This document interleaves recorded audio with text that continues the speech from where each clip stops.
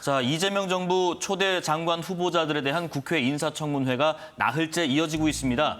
오늘은 구윤철 부총리 겸 기획재정부 장관 후보자, 또 조현 외교부 장관 후보자, 그리고 김정관 산업통상자원부 장관 후보자 등 3명에 대한 인사청문회가 진행되고 있습니다. 국민의힘은 조현 외교부 장관 후보자를 지금 무자격 5적으로 규정하고 지명 철회를 촉구하고 있는데 지금 특히 조 후보자 배우자의 땅 투기 의혹을 좀 제기했거든요. 일단 조 후보자의 배우자가 지난 2003년 서울 용산구 한남동 일대 도로 부지를 지분 쪼개기 방식으로 매입한 후에 5개월 만에 해당 지역은 한남 뉴타운 3구역으로 지정됐고 2020년에 매각해서 약 10억 원의 시세 차익을 얻었다라는 내용입니다. 당시 조 후보자가 대통령 비서실에 파견 근무 중이어서 이 어떤 내부 정보를 이용한 투기가 있었던 거 아니냐는 의혹도 지금 제기됐는데 어떻게 보십니까? 낙마 사유가 된다고 보시는지요?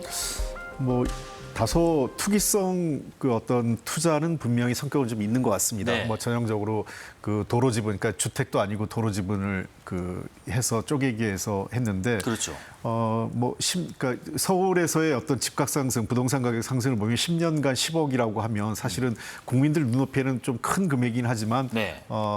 글쎄요, 이제 그 부동산 아마 평균 서울의 집값 상승하고 얼추 그 특히 한남동 지역의 집값 상승에 비하면 큰 수익을 얻은 것 같지는 않습니다. 어쨌든 그러나 그 공직자로서는 부적절한 건 맞는데, 네. 다만 이 한남동 당시 한남동의 그 투기 그 어떤 개발 문제는 대부분의 이제 부동산 개발업자들이 다 알고 있던 사실이에요. 그래서 조현 당시 그 청와대 그 조현 후보자가 당시 청와대에 있을 때도 안보실에 있었고 해서 이러한 문제에 접근할 만한 위치에 아니었고 또 청와대를 통해서 접근하지 않아도 충분히 시장에 통용됐던 사안이기 때문에 제가 보기에는 투기성 어떤 투자에 대해서는 사과하는 게 맞고 다만 이것이 공직자로서의 낙마 사유까지는 아니지 않느냐 이렇게 보입니다. 김성태 원내대표 어떻게 보십니까? 지금 투기성 투자, 공직자로서 또 공직자 후보자로서 적절했는가 하는 부분입니다. 공직자 후보자 같은 경우는 이렇게 이제 자기가 살아온 그런 삶의 궤적 자체가 그 부처의 수장으로서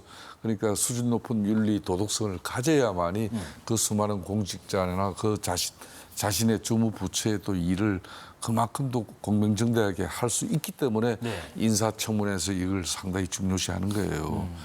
뭐 자질과 뭐 역량, 능력도 중요하지만은 특히 이제 이 도덕성 이런 부분은 공직자로서 대단히 중요히 여기는 부분이죠. 네. 지금 2003년도에 용산 그 한남동 일대에 이제 다른 것도 아니고 이 도로 부지라는 것은 부동산 전문 투기꾼들도 보면 상당히 도박성에 가까운 거예요.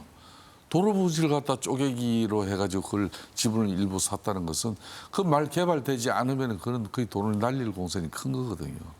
그럼에도 불구하고 그런 쪽에 투기를 했다는 것은 뭐 상당히 물론 본인이 아니고 자신의 아내가 그런 결정을 했다는 것이지만은 그렇지만은 이제 그런 쪼개기 지분 쪼개기 방식으로 그 결론은 10년 만에 그냥 엄청난 수익을 거둔 건 사실이잖아요. 네. 문제는 이제 이 조 후보자가 자신도 이걸 행제했다 그래요. 행제는 했는데 이 투기를 한 것은 전혀 아니다. 또 이제 그렇게 해명은 하지만은 뭐 지금 이제 이 조 후보자 같은 경우는 그러니까 2019년도에 애기부 차관 시절에 그러니까 이게 부모가 아파트를 사준 경우와 또 그렇지 않은 경우 따라잡기가 굉장히 어려운 세상이다.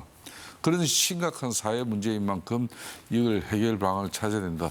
상당히 그 부분에 대해서 공직자로서 애기부 차관 시절에 자기의 소신을 정확하게 잘 밝히고 비판한 적이 있죠. 비판을 했었어요. 그럼에도 불구하고 자신은 되려 그렇지 않았다는 거. 이 문제뿐만 아니지 않습니까? 또 이제 그때 2019년으로 제가 알고 있습니다만은 자기 아들 내가 지금 해외 이제 생활을 하고 있는 중에 이것도 역시 용산에 또 이제 한강뷰 아파트를 갖다가 이걸 갖다 그건 자신의 이제 장모로부터 6월 정여 형식으로 해가지고 실질 사준 그 아파트가 전세에 끼고 그게 갭 투자거든요. 네네네. 이렇게 해서 그게 18억에 잔 거지만 지금 현재 한 5년 지나고 이게 뭐 그 주변 시가가 30억 가까이 된다니까.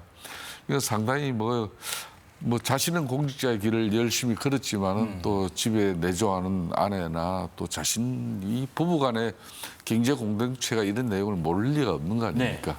그런 측면에서 이제 비판을 받는 건데 뭐 오늘 지금 현재까지 해명은 뭐 지금까지 제가 한 이야기 이상 이하도 아니에요. 지금 그 말씀하신 게 이거잖아요.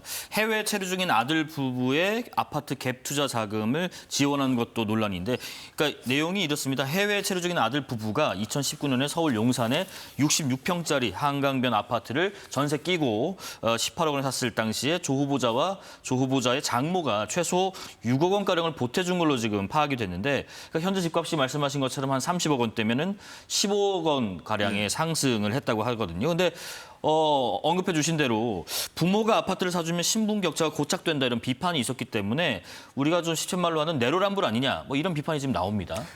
뭐 맞죠. 네. 그러니까 이제 내로남불이라는 게 이제 결국은 자기의 말과 행동이 불일치할 때 이제 그런 비판이 있는 건데, 아마 이제 저 당시 차관 당시에 저런 얘기했을 때는 우리 사회에서의 자산 불평등이 대세대를 이어가면서 그 세대 간의 격차를 점점 확산시켜서는 안 된다라는 원칙적인 공직사로 굉장히 좋은 말씀을 하셨는데, 네. 결국은 자기는 이제 그와 반해서 자식에게 그걸 사준 꼴이 된 거죠. 증여한 꼴이 된 거라서 뭐 말씀하신 대로 자기의 말과 언행 불일치에 대해서는 뭐 부적절한 처신이었다고 저는 생각을 해요. 제가 네네. 보기에도.